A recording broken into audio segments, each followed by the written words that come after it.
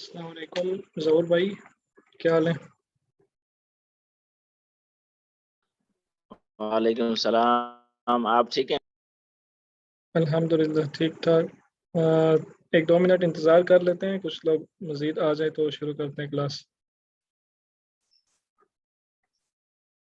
جی جی جی بالکل۔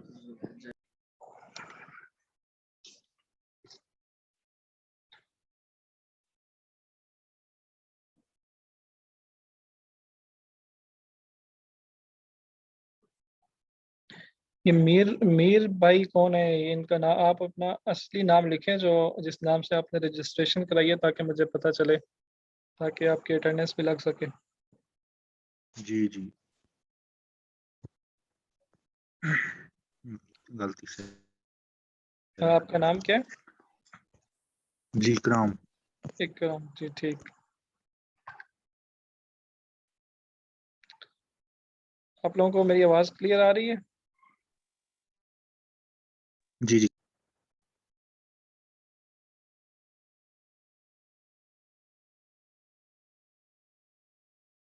احمد خالد بھائی کو آواز نہیں آ رہی۔ احمد بھائی آپ اپنے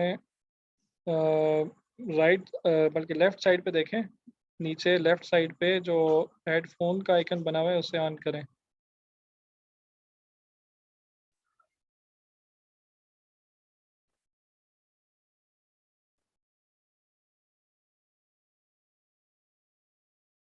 آج کی جو کلاس ہے ہماری وہ بہت ہی امپارٹنٹ ہے۔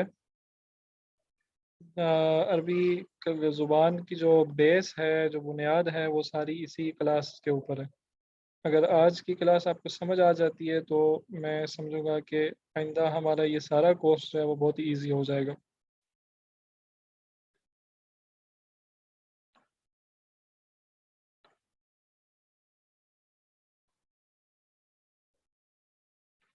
کچھ بھائیوں نے یہ انوٹیشن والی آپشن جو ہے اس کو آن کیا ہوا ہے، یہ جو لائن بنی آئی ہے اس کو کائنڈلی آف کر دیں۔ پینسل کا سائن بنا ہوگا، وہاں سے اس کو ختم کرنا ہے آپ نے، وہاں سے یہ آن ہوگا، آن ہوتا ہے وہیں سے یہ ختم ہوتا ہے۔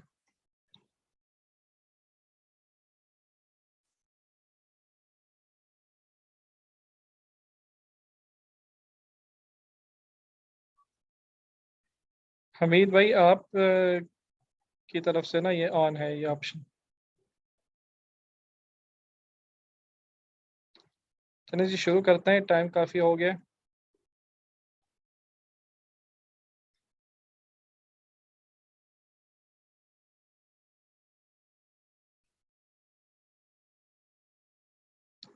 بسم اللہ الرحمن الرحیم، نحمد و نصلی علی رسول الکریم۔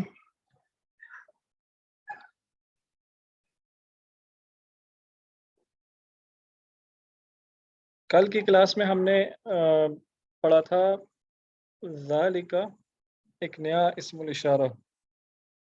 آج ہم ایک بالکل ہی نئی چیز پڑھنے جا رہے ہیں۔ آپ کے سامنے یہ ایک تصویر ہے، یہ ایک پرانا گھر ہے، یہ ایک پرانے گھر کی تصویر ہے۔ اگر ہمیں عربی زبان میں یہ کہنا ہو کہ یہ پرانا گھر ہے تو ہم کیسے کہیں گے؟ گھر کا تو ہمیں پتہ ہے کہ یہ گھر کو عربی زبان میں بیتن کہا جاتا ہے، اور ہمیں پرانا کے بارے میں بھی یہ پتہ ہے کہ اسے عربی زبان میں قدیم کہا جاتا ہے۔ تو ہم کس طرح ان دو الفاظ کو جوڑیں کہ اس سے یہ مطلب بنے کہ یہ پرانا گھر ہے؟ ٹھیک ہے، چلیں دیکھتے ہیں کہ یہ کیسے بنتا ہے۔ سب سے پہلی جو چیننگ آپ نے اس میں کرنی ہے وہ یہ ہے کہ بیتن کے شروع میں الف لام لگا دینا ہے۔ جیسے ہی بیتن کے شروع میں الف لام آئے گا تو کیا آپ میں سے کوئی چیٹ میں بتا سکتا ہے کہ بیتن جو لفظ ہے اس میں کیا تبدیلی واقع ہوگی؟ بیتن کے شروع میں الف لام آنے سے تنوین ختم ہو جائے گی۔ کیا تبدیلی؟ جی بالکل ٹھیک ہے، تنوین ختم ہو جائے گی، صرف ایک پیش رہ جائے گا اور یہ معرفہ بن جائے گا۔ بالکل ٹھیک ہے، تو یہ بنے گا البیت قدیم۔ بس اتنا سا کام ہم نے کرنا ہے، تو یہ ایک جملہ بن جائے گا اور اس کا مطلب ہوگا گھر پرانا ہے، ٹھیک ہے، گھر پرانا ہے، البیت قدیم۔ ایک اور مثال دیکھیں، یہ ایک مسجد ہے، اگر ہم یہ کہنا چاہیں کہ مسجد بڑی ہے تو ہمیں پتہ ہے کہ مسجد کو عربی میں مسجدن ہی کہا جاتا ہے، اور بڑی کو عربی میں بڑا کو عربی میں کبیر کہا جاتا ہے، کبیر، صغیر چھوٹا اور کبیر بڑا۔ ہم اس میں بھی وہی چینجنگ کریں گے، مسجد کے شروع میں الف لام لگا دیں گے، ٹھیک ہے، اور الف لام کے آنے کی وجہ سے اینڈ پہ تنوین ختم ہو جائے گی اور یہ ایک پیش رہ جائے گا، اور یہ بنے گا المسجد کبیر۔ یہاں تک بات سمجھ آ گئی ہے؟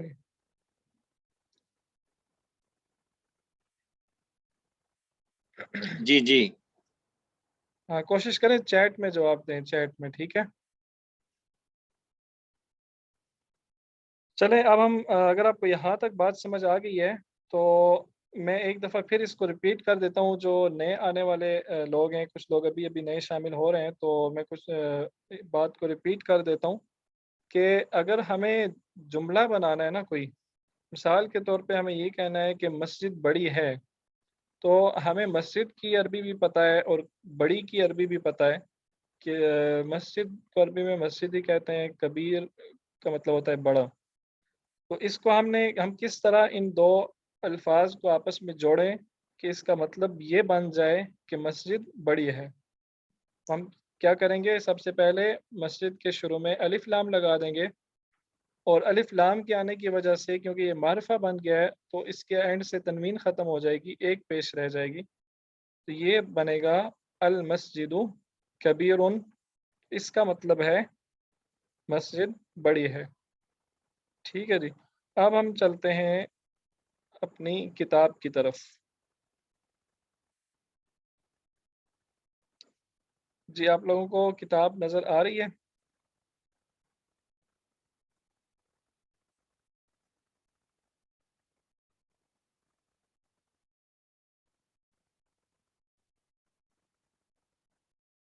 سب کو کتاب نظر آ رہی ہے؟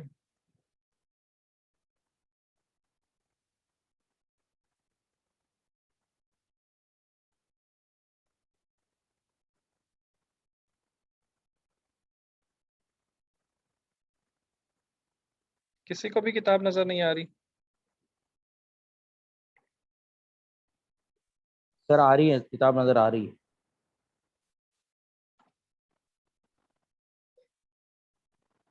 صحیح، چلیں جی۔ اب یہ اگر جس کو کتاب نظر نہیں آ رہی نا، تو آپ لوگ ایسا کریں، کتاب میں سے صفحہ نمبر 15 کھول لیں، یہ الدرس الثالث ہے، تیسرا درس ہے، یہاں سے ہم پڑھنا شروع کریں گے۔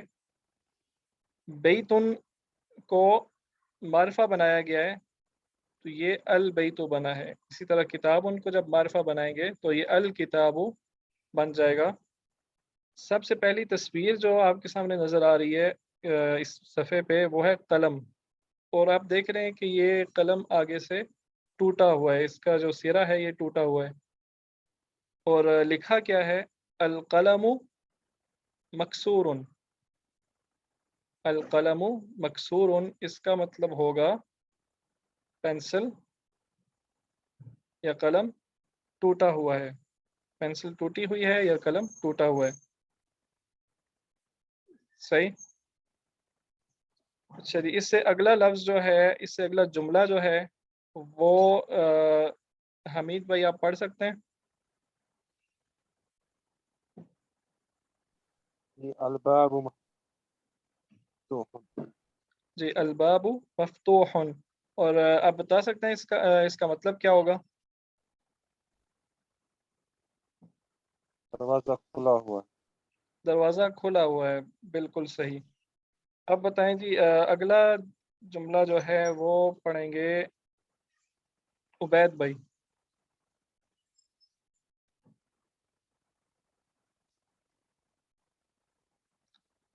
ظہور بھائی اگر آپ کو اسکرین نظر نہیں آ رہی تو آپ اپنے آپ کے پاس کتاب موجود ہے، آپ 15 نمبر صفحہ کھول لیں کتاب میں سے۔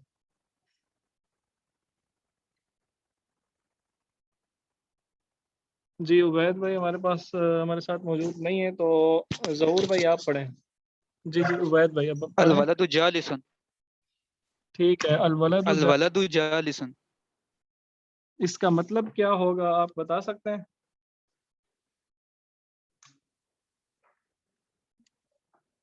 جالسن کا مطلب ہوتا ہے بیٹھا ہوا۔ لڑکا بیٹھا۔ جی بالکل ٹھیک، لڑکا بیٹھا ہوا ہے۔ آگے جی اگلا پڑھیں، ظہور بھائی آپ پڑھیں۔ ظہور بھائی آپ کو کتاب مل گئی؟ المدرس واقف، ٹھیک ہے جی، المدرس، المدرس واقف، ٹھیک ہے، اس کا مطلب کیا ہوگا؟ استاد کھڑا ہے، استاد کھڑا ہے، بالکل ٹھیک۔ ہمارے ساتھ جو بہنیں موجود ہیں ان کو سمجھ آ رہا ہے؟ کائنڈلی بتا دیں۔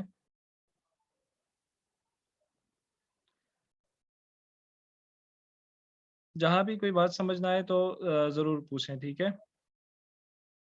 اچھا، اب نیچے کچھ اور جملے دیے ہوئے ہیں، میں یہ جملے ایک دفعہ پڑھ دیتا ہوں۔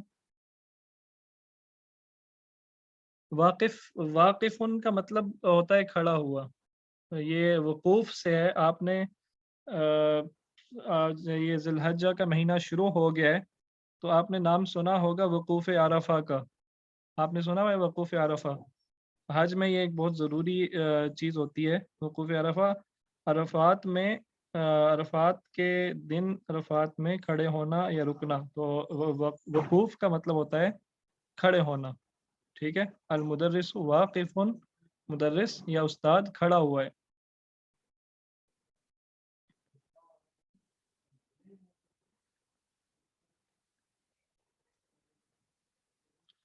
جی قائم کا مطلب کھڑا ہوا نہیں ہوتا، ٹھیک ہے؟ قائم کا مطلب اور ہوتا ہے، عربی میں کھڑے ہونے کا مطلب ہوتا ہے، کھڑا ہونا جو ہے وہ اس کو کہتے ہیں واقف، ٹھیک ہے جی؟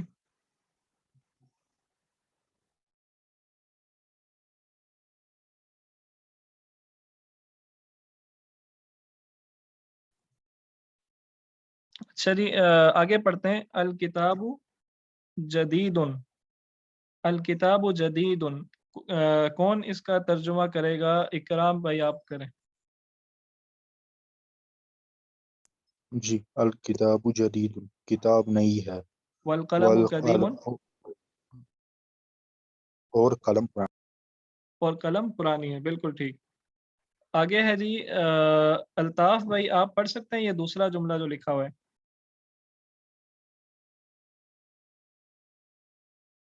جی جی پڑھیں۔ الکرسی مکسور، نہیں دوسرا، یہ تیسرے نمبر والا آپ پڑھیں، دوسرے نمبر والا پڑھیں، اس کے سامنے جو ہے۔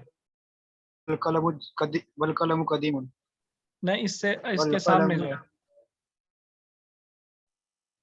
الحمار صغیر، تو آپ پورا پڑھیں۔ گدھا، والحصان کبیر، جی اب اس کا ترجمہ بھی کر دیں۔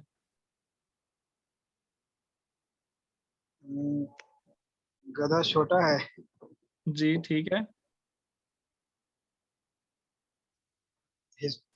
والحصان، حصان کا مطلب پتہ نہیں ہے، حصان کا مطلب گھوڑا ہوتا ہے۔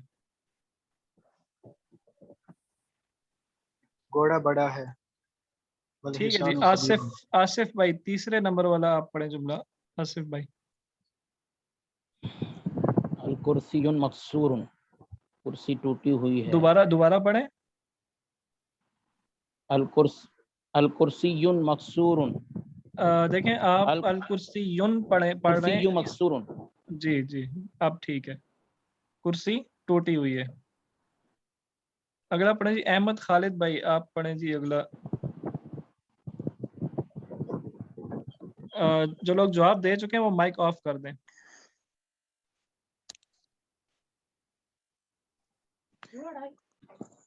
المنديل وسخ. جی اس کا کیا مطلب ہوگا؟ The handkerchief is dirty. بالکل ٹھیک.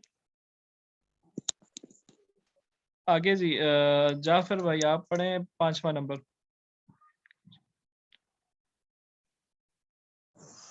الماء بارد باردن باردن. باردن. ٹھیک ہے. اس کا باردن کا مطلب ہوتا ہے ٹھنڈا. تو کیا مطلب ہوگا اس پورے کا؟ پانی ٹھنڈا ہے. پانی ٹھنڈا ہے. بالکل ٹھیک. نیکسٹ جی آگے ظہور بھائی اگلا جملہ آپ پڑھیں. القمر جمیل. ٹھیک ہے. چاند خوبصورت ہے. چاند خوبصورت ہے. بالکل صحیح. کوئی اب ہینڈ ریز کریں. اگلا جملہ کون پڑھنا چاہتا ہے؟ محمد عمر بھائی آپ رہ گئے, آپ پڑھیں. البیت قریب والمسجد بعید. گھر قریب ہے اور مسجد دور ہے. ٹھیک ہے جی. 8واں جملہ کون پڑھنا چاہتا ہے؟ جی احمد خالد بھائی پڑھیں. الحجر ثقيل والورق خفيف. ٹھیک ہے. ترجمہ کریں اس کا.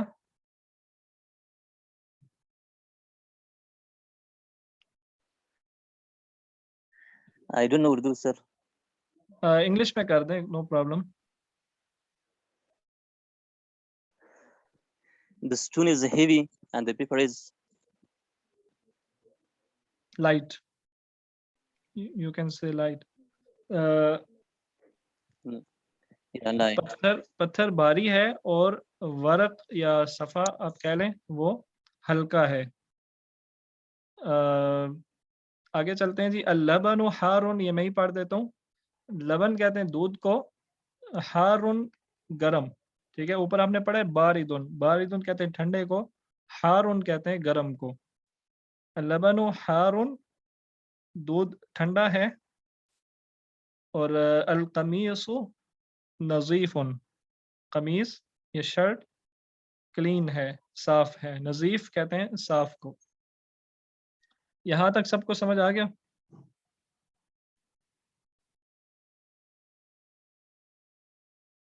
جی چلیں جی. اب ذرا دوبارہ اس کا مطلب بتا دینا. کس کا مطلب؟ المنزل وسخ. المندیل وسخ. مندیل کہتے ہیں رومال کو, یہ کل بھی لفظ آیا تھا رومال کو. اور وسخ کہتے ہیں گندا. نظیف صاف, وسخ گندا. ٹھیک ہے. نظیف کا مطلب ہوتا ہے صاف, وسخ کا مطلب ہوتا ہے گندا. المندیل وسخ, رومال گندا ہے.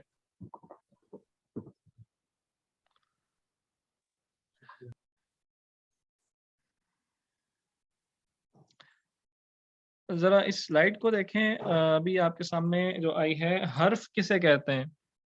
ہم نے حروف تہجی میں الفابیٹس میں جو 29 لیٹرز پڑھے ہیں وہ سارے 29 حروف ہیں. ٹھیک ہے. وہ 29 حروف ہیں. ان میں سے ایک ایک جو حرف ہے یا لیٹر ہے اسے آپ حرف کہہ سکتے ہیں. جب دو یا دو سے زیادہ حروف آپس میں ملتے ہیں تو وہ بنتا ہے کلمہ. اردو میں اسے لفظ کہا جاتا ہے. اردو میں اسے لفظ کہتے ہیں, لیکن عربی میں اسے کلمہ کہتے ہیں. ٹھیک ہے. تو یہ جو ہم اردو میں بولتے ہیں نا کلمہ, کلمہ, ٹھیک ہے, تو یہ اصل میں جو لفظ ہے یہ کلمہ ہے. اور جب دو یا دو سے زیادہ کلمات آپس میں ملتے ہیں, دو یا دو سے زیادہ الفاظ آپس میں ملتے ہیں, تو وہ کیا بنتا ہے؟ جملہ. ٹھیک ہے جی. اب آتے ہیں جملہ. جملہ کسے کہتے ہیں؟ ہم اس کی بہت زیادہ ڈیٹیل میں نہیں جائیں گے, جو ہمارے مقصد کی بات ہے ہم صرف وہی کریں گے. تو اس کی مختصر سی ڈیفینیشن جو ہے وہ یہ ہے کہ الفاظ کا ایسا مجموعہ ایسا گروپ آف ورڈز جو مکمل مطلب دے، جو کمپلیٹ سینس دے ہمیں، اسے جملہ کہا جاتا ہے۔ اب کمپلیٹ سینس سے کیا مراد ہے؟ مثال کے طور پہ اب دو بندے جو ہیں وہ بیٹھے ہوئے ہیں ایک دوسرے کے ساتھ کسی پارک میں، کسی جگہ پہ، ان میں سے اچانک ایک لڑکا بولتا ہے، وہ کہتا ہے کہ بڑی مسجد، تو اس کے ساتھ جو دوسرا بندہ بیٹھا ہے وہ سوچے گا، وہ انتظار کرے گا کہ یہ شاید کچھ آگے اور بھی کہنے والا ہے، یعنی وہ اسے کمپلیٹ سینس نہیں دے گا۔ یہ جو دو الفاظ اس نے بولے، بڑی مسجد، یا وہ کہتا ہے اچھا لڑکا، یا وہ کہتا ہے خوبصورت چاند، وہ ابھی یہ سوچے گا کہ یہ شاید کچھ آگے بھی بولنے والا ہے۔ یہ جو دو الفاظ کا مجموعہ اس نے بولا، یہ اسے کمپلیٹ سینس نہیں دے رہا۔ سمجھ رہے بات؟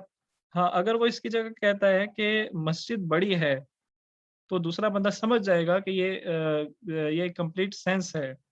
اگر وہ کہتا ہے کہ لڑکا اچھا ہے، تب بھی وہ سمجھ جائے گا۔ سمجھ رہے ہیں نا بات کہ مکمل مطلب دینے سے کیا مراد ہے؟ تو الفاظ کا ایسا مجموعہ جو مکمل مطلب دے، جو ایک کمپلیٹ سینس ہمیں دے، اسے کہتے ہیں جملہ، سینٹنس۔ ابھی جو ہم نے پیچھے جملے پڑھے، المسجد کبیر، البیت قدیم، اور اس طرح کے جتنے بھی جملے ہم نے پڑھے، وہ سارے سینٹنسز ہیں، وہ سارے جملے ہیں، وہ کمپلیٹ سینس دے رہے ہیں۔ جملہ جو ہے وہ دو قسم کا ہوتا ہے، ایک جملہ فعلیہ اور دوسرا جملہ اسمیہ۔ جملہ فعلیہ اس کورس میں بہت کم آئے گا، اینڈ پہ جا کے اس کا تھوڑا سا تعارف آپ کو کرایا جائے گا۔ اس کورس میں زیادہ جو استعمال ہوگا وہ جملہ اسمیہ ہوگا۔ تو جملہ اسمیہ کسے کہتے ہیں؟ انگلش میں اسے آپ نومینل سینٹنس کہہ سکتے ہیں۔ جملہ اسمیہ کیا ہوتا ہے؟ وہ جملہ جو اسم سے شروع ہو۔ انگلش میں شاید اس کی ڈیفینیشن کچھ اور ہوگی، اردو میں بھی اس کی ڈیفینیشن کچھ اور ہوگی، شاید مجھے نہیں معلوم، لیکن عربی میں جو اس جملہ اسمیہ کی ڈیفینیشن ہے کہ ہر وہ جملہ جو اسم سے شروع ہو رہا ہوتا ہے اسے جملہ اسمیہ کہا جاتا ہے۔ اس کی مثال آپ دیکھ لیں، الرجل واقف، آدمی کھڑا ہے، الرجل واقف، آدمی کھڑا ہے۔ تو اس میں آپ دیکھیں الرجل سے یہ جملہ شروع ہو رہا ہے، اور رجل ہمیں پتہ ہے کہ یہ اسم ہے، ٹھیک ہے۔ اس میں اسم کی کون سی علامت پائی جاتی ہے؟ الف لام، ٹھیک ہے جی۔ اب دیکھتے ہیں کہ جملہ اسمیہ کو اگر ہم مزید غور سے دیکھیں تو اس میں دو لازمی اجزاء پائے جاتے ہیں۔ جملہ اسمیہ کے دو لازمی حصے ہوتے ہیں۔ لازمی سے مراد کہ ان دو حصوں کا جملہ اسمیہ میں ہونا ضروری ہے، ان میں سے کوئی ایک حصہ بھی نہیں ہوگا تو جملہ نہیں بنے گا، ٹھیک ہے۔ جب یہ دو حصے ہوں گے، کم از کم یہ دو حصے ہوں گے تو جملہ بنے گا۔ اس جملے کی طرف ذرا دیکھیں، اللہ غفور، اللہ غفور ہیں، اللہ تعالیٰ بخشنے والے ہیں، اس کا یہ مطلب بنتا ہے۔ تو اس میں آپ دیکھ رہے ہیں کہ اس کے دو حصے ہیں، ایک اللہ اور دوسرا غفور، ٹھیک ہے۔ یہ بات یہاں سے ذرا غور سے سننی ہے، دھیان سے سننی ہے۔ اگر آپ کو نہیں سمجھ آتی تو میرے سے پوچھیں، اگر آپ میرے سے 10 دفعہ بھی پوچھیں گے تو میں انشاءاللہ 10 دفعہ بھی آپ کو سمجھاؤں گا، کیونکہ یہ بہت ہی امپورٹنٹ چیز ہے۔ پہلا جو حصہ ہے، پہلا جو پارٹ ہے وہ ہے اللہ، پہلا پارٹ ہے اللہ۔ یہ یعنی وہ اسم ہے جس کے بارے میں اس جملے میں بات کی جا رہی ہے، ٹھیک ہے۔ اس جملے میں کس کے بارے میں بات کی جا رہی ہے؟ اللہ تعالیٰ کے بارے میں بات کی جا رہی ہے کہ اللہ تعالیٰ بخشنے والے ہیں، ٹھیک ہے۔ تو یہ پہلا حصہ ہے، اور دوسرا حصہ جو ہے اللہ تعالیٰ کے بارے میں جو بھی بات کی جا رہی ہے وہ دوسرا حصہ ہے۔ اور اس جملے میں اللہ تعالیٰ کے بارے میں کیا بات کی جا رہی ہے؟ کہ وہ غفور ہیں، کہ وہ بخشنے والے ہیں۔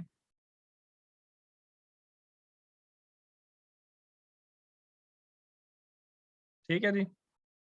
اب پہلے حصے کو ہم کوئی نام دے دیتے ہیں اور دوسرے حصے کا بھی ہم کوئی نام رکھ دیتے ہیں.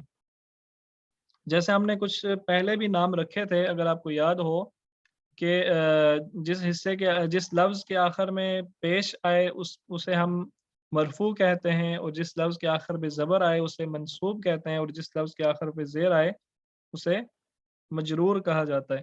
تو یہاں بھی اسم کے یہ جو دو حصے ہوتے ہیں نا، ان کے ہم کوئی نام رکھ لیتے ہیں تاکہ بعد میں ہم ان کو جب ہم مینشن کریں تو ہمیں آسانی ہو. تو جو پہلا حصہ ہے اسے ہم مبتدا کہتے ہیں. مبتدا، ابتدا، جس سے ابتدا ہوتی ہے، ویسے اس کا لفظی مطلب یہ ہے کہ جس سے ابتدا ہوتی ہے. اور جو دوسرا حصہ ہے اسے ہم خبر کہہ دیتے ہیں. اگر آپ سے کوئی پوچھے مبتدا کیا ہوتا ہے تو آپ کیا جواب دیں گے؟ مبتدا وہ اسم ہے جس کے بارے میں بات کی جا رہی ہو. کسی بھی جملے میں وہ اسم جس کے بارے میں بات کی جا رہی ہوتی ہے اسے مبتدا کہا جاتا ہے. ٹھیک ہے. اور خبر کیا ہے؟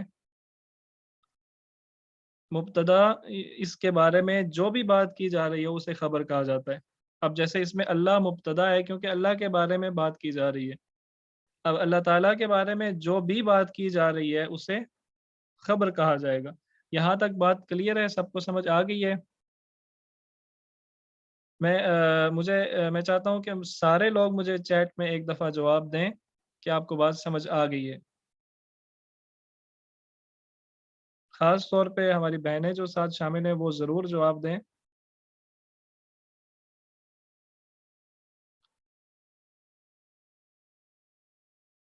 جی بہت بہت اچھا. چلیں جی آگے چلتے ہیں. یہ تصویر کل بھی ہمارے سامنے آئی تھی اور ہمیں پتہ ہے کہ یہ طبیب ہوتا ہے. ٹھیک ہے، طبیبن، ھذا طبیبن، یہ طبیب ہے.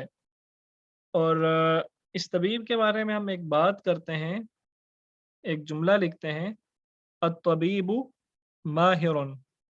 الطبیب ماہر، اس کا کیا مطلب بنے گا؟ کون بتائے گا؟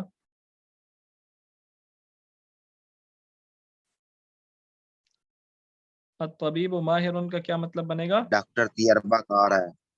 ڈاکٹر تجربہ کار ہے، ڈاکٹر ماہر ہے. بالکل ٹھیک ہے.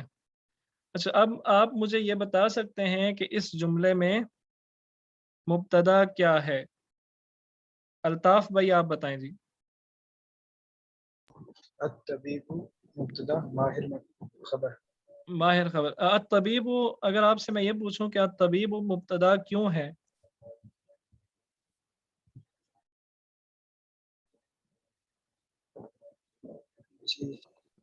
الطبیب مبتدا کیوں ہے؟ شروع ہو رہا ہے نا. نہیں، آپ نے یہ جواب دینا ہے کیونکہ اس میں طبیب کے بارے میں بات کی جا رہی ہے، اس لیے طبیب مبتدا ہے.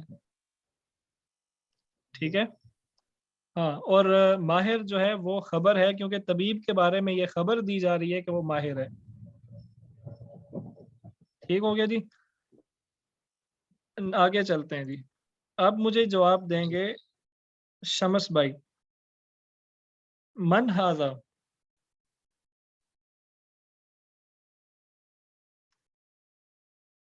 شمس بھائی موجود ہیں؟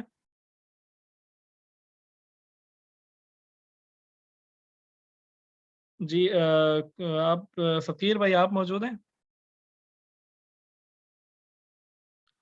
نہیں ہیں. جعفر بھائی آپ موجود ہیں؟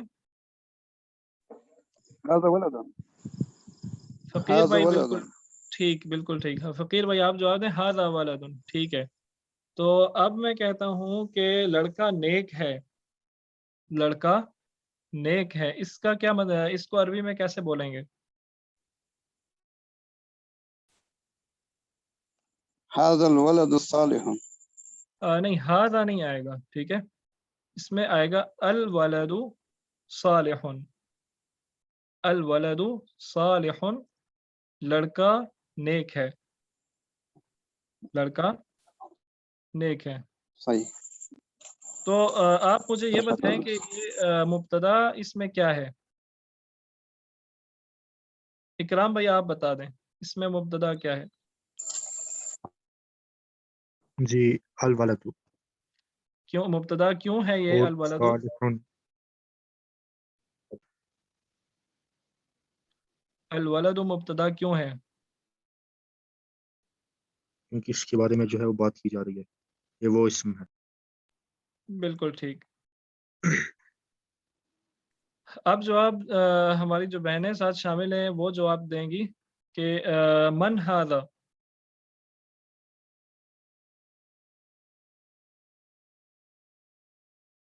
من ھذا، یہ ہم من ھذا بولیں گے یا ما ھذا بولیں گے؟ بالکل ٹھیک، ھذا طالب، ھذا طالب۔ الطالب جدید، اس کا کیا مطلب ہوگا؟ الطالب جدید کا کیا مطلب ہوگا؟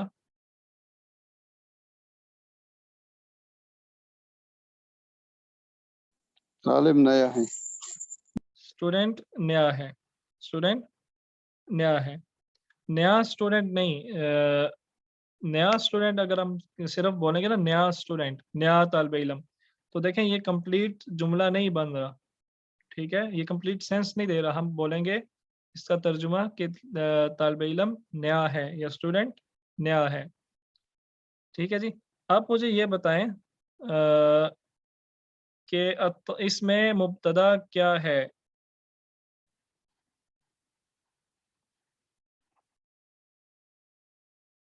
اس میں مبتدا کیا ہے؟ طالب، ٹھیک ہے، الطالب مبتدا ہے۔ اگر آپ میں یہ پوچھوں آپ سے کہ یہ مبتدا کیوں ہے،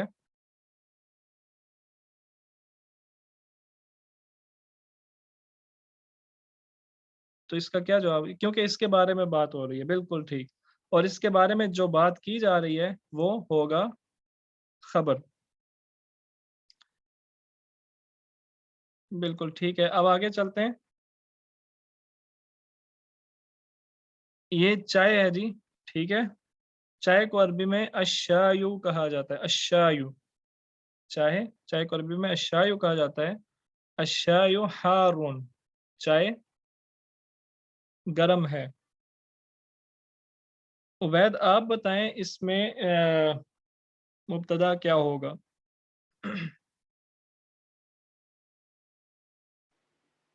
الشایو مبتدا ٹھیک ہے، اور یہ مبتدا کیوں اور ہے؟ ہارون خبر۔ مبتدا ذکی صاحب یہ اس سے بات شروع ہو رہی ہے نا؟ نہیں، آپ نے جواب دینا ہے کہ اس کے بارے میں بات کی جا اس رہی کے ہے، بارے میں بات ہو رہی ہے۔ جی، اس کے بارے میں بات ہو رہی ہے، اسی لیے یہ مبتدا ہے۔ اچھا، اب یہ اس جواب کو میں کیوں غلط کہہ رہا ہوں کہ اس سے بات شروع ہو رہی ہے؟ کیونکہ بعض دفعہ آگے جا کے ہم دیکھیں گے کہ بعض دفعہ ایسا ہوتا ہے کہ مبتدا جملے کے آخر میں آ جاتا ہے، جملے کے شروع میں نہیں ہوتا، تو لہٰذا اگر آپ یہ ڈیفینیشن کریں گے نا کہ اس سے بات شروع ہو رہی ہے تو یہ بات غلط ہو جائے گی، لہٰذا آپ نے دیکھنا یہ ہے کہ اس کے بارے میں بات کی جا رہی ہے، ٹھیک ہے جی، سمجھ گئے؟ الطالب جدید، تو یہ جو دو جملہ اسمیہ کے جو دو حصے ہیں، دو پارٹس ہیں، کون کون سے؟ مبتدا اور خبر، ان کے بارے میں یہ بات آپ نے ذہن نشین کر لینی ہے کہ مبتدا جو ہے وہ ہمیشہ معرفہ ہوتا ہے، ٹھیک ہے، آپ نے جتنے بھی جملے پڑھے ہیں ان سب میں مبتدا کے آپ نے دیکھا کہ سب میں مبتدا کے ساتھ الف لام لگا ہوا تھا، مبتدا ہمیشہ معرفہ ہوتا ہے اور خبر ہمیشہ نکرہ ہوتی ہے۔ آپ مبتدا اور خبر کو ایک جیسا نہیں کر سکتے، آپ یہ نہیں کہہ سکتے طالب جدید، آپ یہ بھی نہیں کہہ سکتے الطالب الجدید، ٹھیک ہے، الطالب الجدید یہ بھی نہیں کہہ سکتے، بلکہ مبتدا معرفہ اور خبر نکرہ ہوگی۔ یہ رول 1 ہے، اور رول 2 یہ ہے کہ مبتدا اور خبر دونوں مرفوع ہوں گے ہمیشہ، ٹھیک ہے، مبتدا اور خبر دونوں مرفوع ہوں گے، دونوں کے آخر پہ پیش آئے گی، نہ زبر آ سکتی ہے نہ زیر آ سکتی ہے۔ یہ دونوں باتیں بھی سمجھ آ گئی ہیں آپ کو؟ آگے چلتے ہیں جی، آپ دیکھیں یہ جملہ صحیح ہے یا غلط ہے؟ چیٹ میں مجھے جواب دیں جی، یہ جملہ صحیح ہے یا غلط ہے؟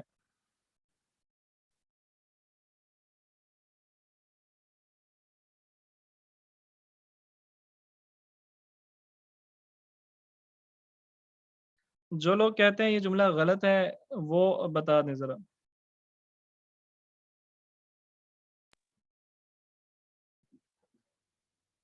الخالد تاجر.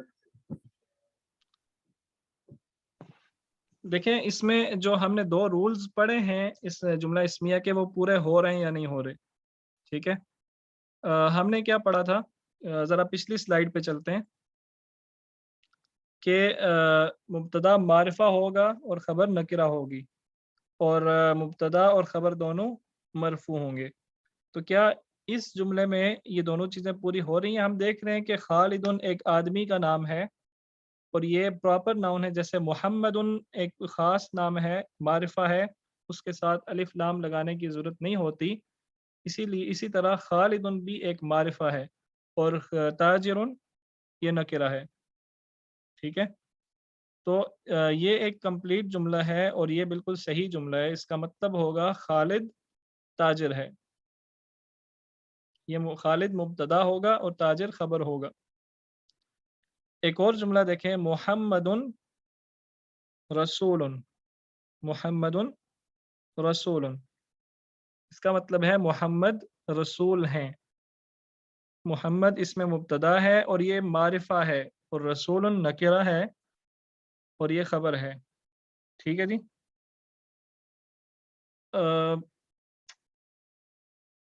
اب کلاس کا ٹائم تھوڑا رہ گیا، 2-3 منٹ رہ گئے ہیں، تو ہم واپس چلتے ہیں اپنے اسائنمنٹ کی طرف. ابھی آپ کو جو میں نے اس ویک کی اسائنمنٹ دینی ہے ذرا اس کو دیکھ لیں.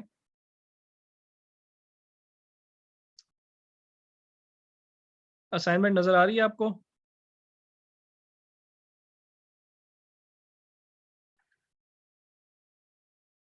جی جی. اچھا جی، پہلا سوال ہے درجہ ذیل اردو جملوں کی عربی بنائیں. آپ نے یہ جو اردو جملے لکھے ہوئے ہیں ان کی عربی بنا کے ان کے سامنے آپ نے لکھ دینا ہے. ٹھیک ہے، اور یہ نوٹ لکھا ہوا ہے خاص طور پہ اس پہ ذرا آپ نے دھیان دینا ہے کہ الفاظ کے آخر پہ اعراب ضرور لگانے. آپ کتابن جو ہے آپ پوری کتابن کاف کے نیچے زیر اور تا کے اوپر زبر بے شک نہ لگائیں، یا کسی بھی لفظ پہ زبر بے شک زبر زیر پیش بے شک نہ لگائیں، لیکن جو آخری لفظ ہے جسے ہم اعراب کہتے ہیں، ٹھیک ہے، جسے ہم مرفوع منصوب یا مجرور بنتا ہے، جس سے آخری لفظ پہ آپ نے حرکات لازمی لگانی ہے کیونکہ یہ بہت امپورٹنٹ ہے. دوسرا سوال دیکھیں جی، مناسب خبر لگا کر جملہ مکمل کریں. اب آپ نے یہ مبتدا دیا ہوا ہے، ٹھیک ہے، آپ نے اس کے سامنے اپنی مرضی سے کوئی بھی خبر لگانی ہے اور اس کا یہ جملہ آپ نے مکمل کرنا ہے اور اس کا ترجمہ سامنے لکھ دیں. ٹھیک ہے، جملہ ایک لفظ لکھ کے خبر لگا کے اور اس کا ترجمہ آپ نے ساتھ لکھنا ہے. کویسچن نمبر 3 ہے، اس میں آپ نے صرف اعراب لگانا ہے جملوں پہ، حرکات بے شک نہ لگائیں سب پہ، ٹھیک ہے، لیکن ہر لفظ کے آخر پہ آپ نے اعراب لگانا ہے، اعراب واضح کرنا ہے کہ اعراب کیا ہے اس کا. اسی طرح کویسچن نمبر 4 ہے کہ یہ جو الفاظ دیے ہوئے ہیں ان سے آپ نے جملہ بنانا ہے، کوئی نہ کوئی جملہ بنانا ہے، اپنی مرضی سے جو مرضی جملہ بنائیں، ان سے آپ نے جملہ بنانا ہے. اور یہ اسائنمنٹ جو ہے یہ آپ نے نیکسٹ کلاس سے پہلے، یعنی جمعے میں کو جو کلاس ہوگی اس سے پہلے آپ نے سبمٹ کروانی ہے. اور جن لوگوں نے پچھلی اسائنمنٹ نہیں بھیجی وہ بھی اسائنمنٹ اپنی بھیج دیں. تو امید ہے کہ آپ کو یہ آج کا لیسن سمجھ آ گیا ہوگا. پھر بھی اگر کوئی سوال ہو تو آپ واٹس ایپ پہ پوچھ سکتے ہیں. تو انشاءاللہ ہم اگلے کلاس میں ملیں گے جمعے والے دن. ٹھیک ہے جی، اگر آپ کوئی سوال کرنا چاہتے ہیں تو کر لیں، کلاس ختم ہو رہی ہے بس جلدی.